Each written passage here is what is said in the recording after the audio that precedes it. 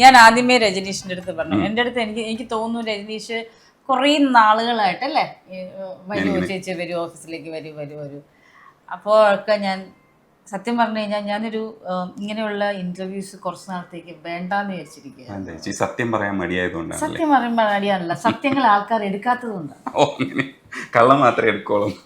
വിവാദങ്ങൾ മാത്രമേ ആൾക്കാർ ആഗ്രഹിക്കുന്നുള്ളൂ എന്ന് എനിക്ക് എല്ലാവരും അല്ല കേട്ടോ, കുറെ ഇതിനു വേണ്ടി സമയം മാറ്റി വെച്ചിരിക്കുന്ന കുറച്ച് ആൾക്കാരുണ്ട്.